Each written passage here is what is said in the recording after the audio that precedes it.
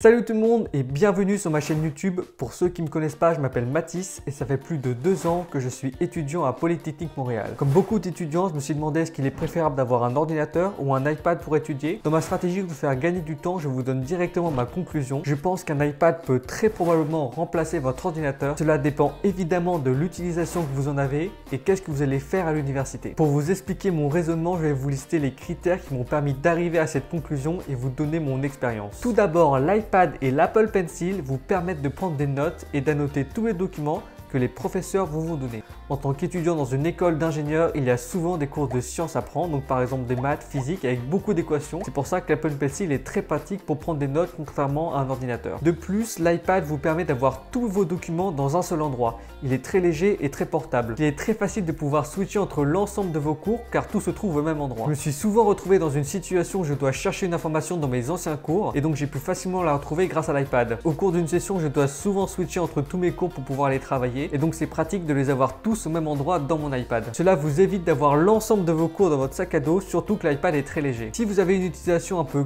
classique d'un ordinateur, c'est-à-dire faire des recherches sur internet, aller sur YouTube, regarder des vidéos, prendre quelques notes, l'iPad va être largement suffisant pour cette utilisation. Cependant, en fonction de l'utilisation que vous avez à l'université, si vous avez besoin de télécharger des logiciels ou vous avez besoin de faire du traitement de texte ou des présentations, l'iPad n'est pas très bien optimisé pour ce type de tâches. Toutes les applications de Microsoft Office ne sont pas bien optimisées pour l'iPad. Word, PowerPoint, Excel, il est possible de faire des tâches de base là-dessus, mais il sera difficile de faire des longs traitements de texte ou des bonnes présentations sur l'iPad. De plus, il sera impossible de télécharger des logiciels car ils ne sont pas disponibles sur iPad, seulement sur Mac ou Windows. Pour votre ordinateur, il va traiter toutes les tâches complexes que vous avez à faire et il est très facile et très agréable d'écrire du texte, faire des présentations PowerPoint et travailler sur Excel avec. De plus, il y a une grande variété de logiciels disponibles pour vos cours si vous avez besoin de les télécharger et il y a énormément de raccourcis que vous connaissez déjà qui vous font gagner du temps et donc gagner en efficience. Comme il existe une grande variété de raccourcis sur votre ordinateur, il sera beaucoup plus simple d'être efficient sur vos tâches plutôt que sur un iPad. Ensuite, dès que vous devez faire des tâches complexes, l'ordinateur se révélera beaucoup plus puissant et apte à réaliser ces tâches plutôt qu'un iPad. Par exemple, j'ai acheté mon ordinateur pour monter mes vidéos avec le logiciel Final Cut Pro qui est beaucoup plus efficient sur l'ordinateur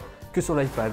Il y a énormément de raccourcis qui me font gagner du temps, la lecture vidéo est beaucoup plus rapide et pour exporter mes vidéos, je gagne énormément de temps. Concernant le prix, l'iPad commence à 600 $ jusqu'à 1500 $ en fonction du modèle dont vous avez besoin. L'inconvénient, c'est que vous devez rajouter énormément d'options. Donc par exemple, il faut acheter l'Apple Pencil qui coûte 169 $ et si vous faites régulièrement du traitement de texte ou des présentations PowerPoint, vous allez avoir besoin du clavier Apple qui commence à 329 $. Donc c'est sûr que ça rajoute énormément d'options qui fait augmenter rapidement le prix de l'iPad. Pour les MacBooks, ça commence à 1450 $ jusqu'à 3200 $ et plus en fonction du modèle que vous avez choisi. En tant qu'étudiant, vous n'avez pas besoin de prendre les versions les plus chères car les ordinateurs sont surpuissants même avec les prix de base, ce qui vous permet de réaliser l'ensemble de vos études sans aucun problème. Avant d'intégrer Polytechnique Montréal, j'avais acheté un iPad Pro avec un Apple Pencil pour pouvoir prendre toutes mes notes. Ça s'est révélé extrêmement utile dans l'utilisation et un gain de temps incroyable. J'adore prendre des notes avec l'Apple Pencil, je trouve ça très fluide et très agréable. Le seul inconvénient, c'est que l'Apple Pencil glisse sur l'iPad vu que c'est un écran, donc vous n'avez pas le même ressenti que sur un papier. Donc si vous aimez avoir cette petite friction, vous allez être un peu déçu. C'est sûr qu'il y a un temps d'adaptation à prendre, mais il y a un gain de temps énorme d'avoir toutes vos notes, tous vos cours dans un seul endroit. Je me souviens dès que je suis arrivé à Polytechnique et j'ai commencé à prendre des notes avec mon iPad, tous mes amis ont vu à quel point il était pratique et utile d'utiliser un iPad et l'année suivante ils en ont tous acheté. Cependant, je ne vais pas remplacer mon ordinateur par mon iPad car j'utilise des logiciels qui ont une grande complexité comme par exemple Final Cut Pro, ce qui nécessite d'avoir un ordinateur. Néanmoins, je passe beaucoup plus de temps sur mon iPad que sur mon ordinateur dès que je dois prendre des notes, faire du dessin, regarder des vidéos YouTube, regarder un film sur Netflix, faire des recherches internet, envoyer un mail. Toutes ces utilisations un peu classiques d'ordinateur, je le fais sur l'iPad car je trouve que c'est beaucoup plus agréable de l'utiliser qu'un ordinateur. Dès que je dois faire des choses un peu plus complexes comme éditer une vidéo,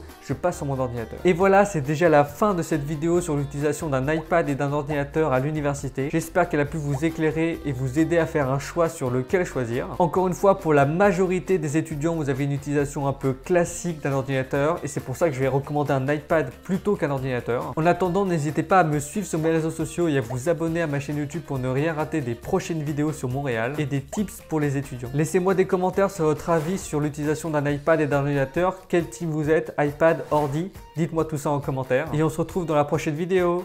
Ciao!